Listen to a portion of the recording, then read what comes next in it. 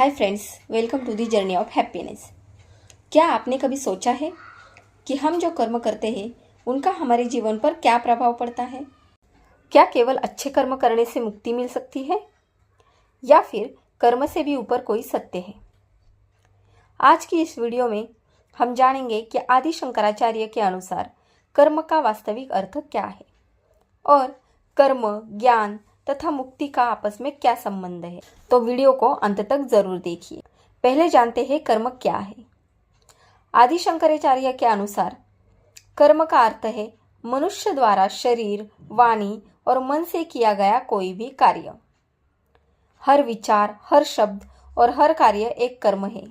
शंकराचार्य कहते हैं कि कर्म का परिणाम अवश्य मिलता है। यह प्रकृति का नियम है। जैसा बीज बोया जाता है वैसा ही फल प्राप्त होता है। लेकिन शंकराचार्य यही नहीं रुकते।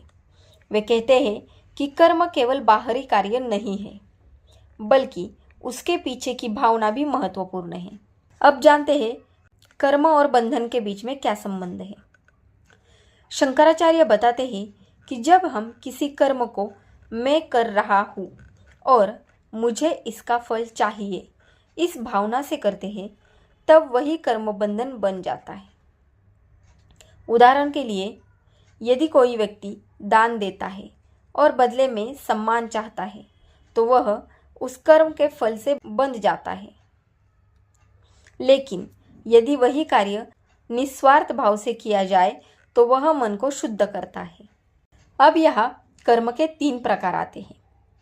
शंकराचार्य वेदांत के अनुसार कर्म को 3 भागों में समझाते हैं। पहला आता है संचित कर्म।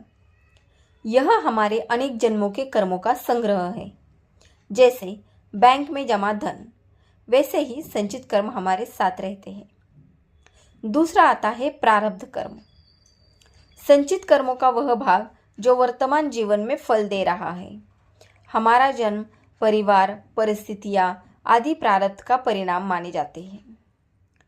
क्रियमान कर्म। जो कर्म हम अभी कर रहे हैं वे क्रियमान कर्म हैं। यही भविष्य के संचित कर्म बनते हैं।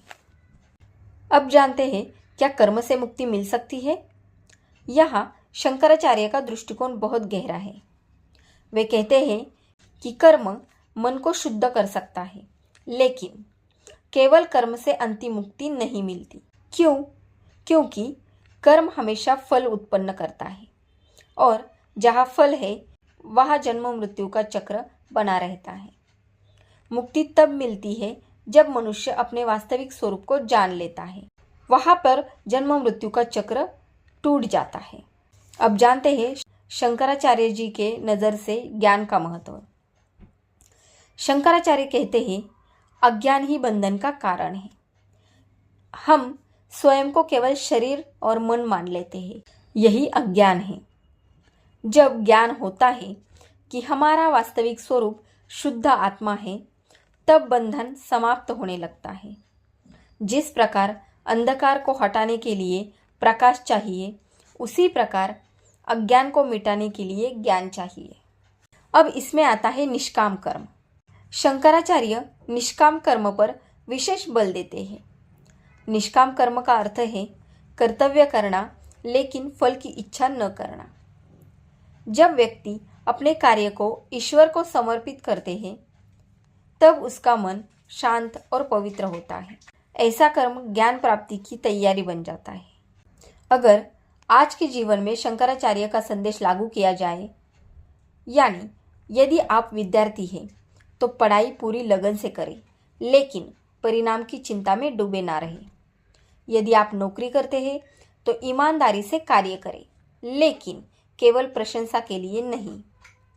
यदि आप व्यवसाय करते हो तो परिश्रम करें, लेकिन लोभ और अहंकार से बचें। इसी का नाम निष्काम कर्म का मार्ग है। यहाँ से ये निष्कर्ष निकलता है, आदि शंकराचार्य के अनुसार कर्म आवश्यक है, अच्छे कर्म मन को शुद्ध करते हैं, निष्काम कर्म आध्यात्मिक विकास का मार्ग है, लेकिन अंतिम मुक्ति आत्मज्ञान से ही प्राप्त होती है। जब मनुष्य जान लेता है कि वह शुद्ध चैतन्य आत्मा है, तब कर्मों का बंधन अपने आप समाप्त हो जाता है। तो फ्रेंड्स, यदि आपको यह वीडियो पसंद आया हो तो हमारे वीडियो को लाइक, शेयर और सब्सक्राइब ज़रूर कीजिएगा। और इसी के साथ इस तरह की वीडियो को सुनने के लिए हमसे जुड़े रहिएगा। तो मिलते हैं नेक्स्ट वीडियो में। तब तक के लिए धन्यवाद।